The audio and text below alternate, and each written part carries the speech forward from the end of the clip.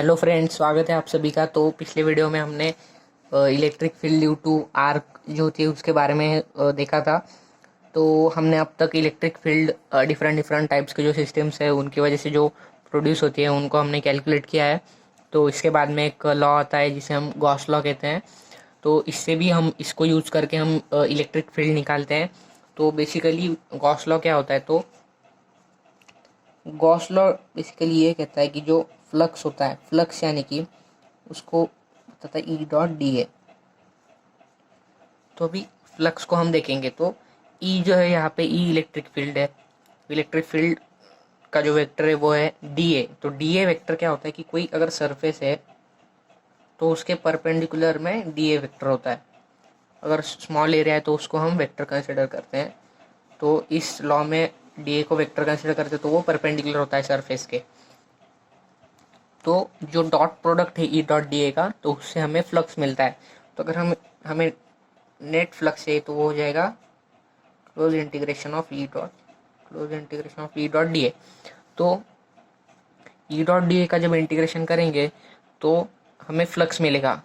तो electric field और जो डी ए वेक्टर है, इन दोनों के डॉट प्रोडक्ट को जब इंटीग्रेट करेंगे तो फ्लक्स मिलेगा। तो बेसिकली फ्लक्स क्या होता है कि जब कोई इलेक्ट्रिक फील्ड किसी सरफेस को क्रॉस करके जा रही है तो उसी को हम फ्लक्स कैलकुलेट करते हैं उसका।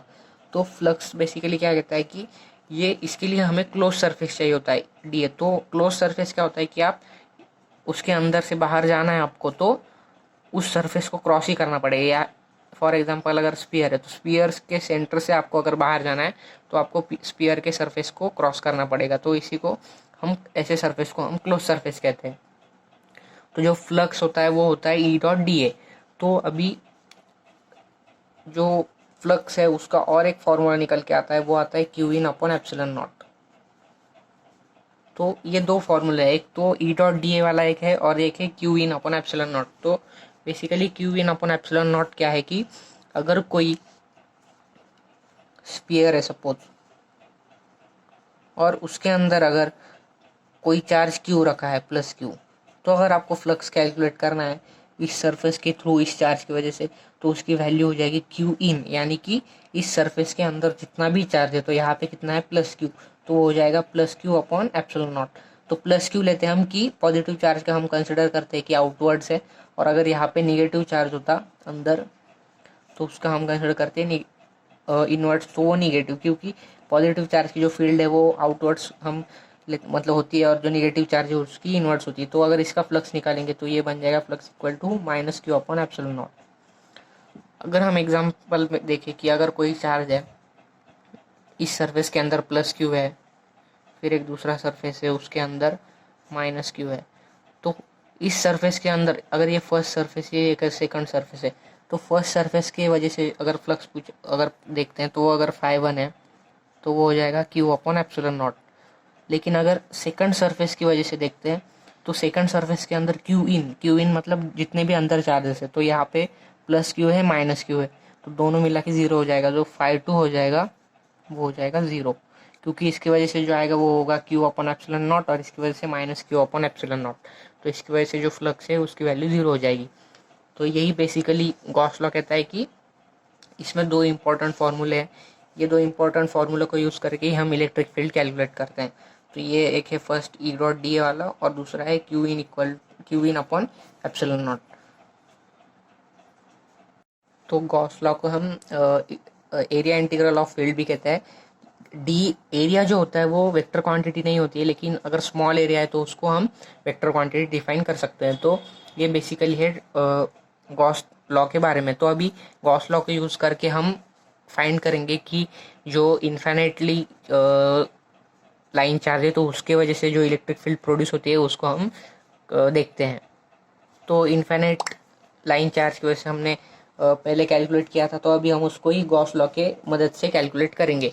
तो सबसे पहले गॉस लॉ में हमें एक गॉसियन सरफेस कैलकुलेट मतलब एज्यूम करना पड़ता है कि गॉसियन सरफेस वो होता है कि जिसके ऊपर हम गॉस लॉ अप्लाई कर सकते हैं, यानी कि हम एक क्लोज सरफेस लेते हैं। तो यहाँ पे अगर हम कुछ सिलेंडर जैसा ले अगर, तो ये जो लाइन चार्ज है तो इसकी जो डेंसिटी वो है लैम्बडा।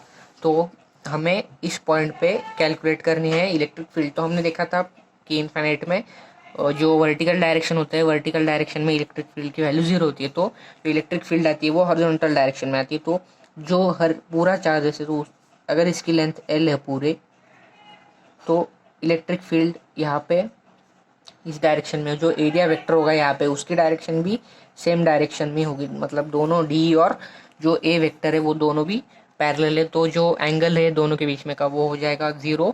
तो जो फ्लक्स है E डॉट डी है, तो E D A cos theta, तो थीटा की वैल्यू 0 है, इसीलिए कॉस थीटा की वैल्यू 1 हो जाएगी। तो अभी हम लिखेंगे फ्लक्स जो होता है वो होता है integration of E dot D A.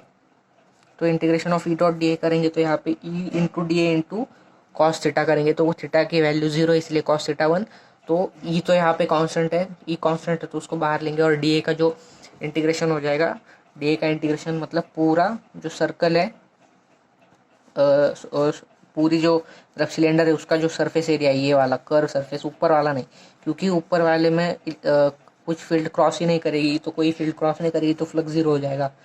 तो जो कर्व सरफेस है, कर्व सरफेस की वजह से ही फ्लक्स आएगा। तो यहाँ पे ई डी ए, तो डी ए की वैल्यू क्या हो जाएगी, अगर इसकी रेडियस आर है तो वो हो जाएगी 2 पाई आर इंटू एल।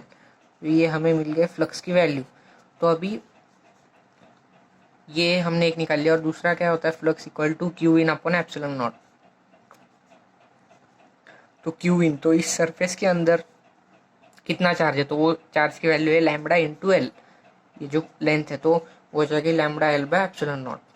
तो अगर इन दोनों को हम इक्वल रख देते हैं, 2 pi R into L equal to lambda L by epsilon naught, तो इसकी वैल्यू क्या बन जाती है, E equal to lambda by 2 pi R epsilon naught. तो इसको 2 से मल्टीप्लाई डिवाइड करेंगे तो ये बन जाएगा E equal to lambda by 4 pi epsilon naught r, और जो 1/4 पाई एप्सिलॉन नॉट होती है उसकी वैल्यू होती है के, तो ये वैल्यू बन जाएगी 2k लैम्बडा बाय आर। तो ये हमने देखा था, तो इसमें भी वही सेम ही रिजल्ट आया, तो इसलिए हमने इलेक्ट्रिक फील्ड कैलकुलेट की कि यहाँ से आर डिस्टेंस पे कितनी इलेक्ट्रिक फील्ड होगी, तो उससे हमें मिल गई ई की वैल्यू, ई है 2k लैम्बडा बाय आर।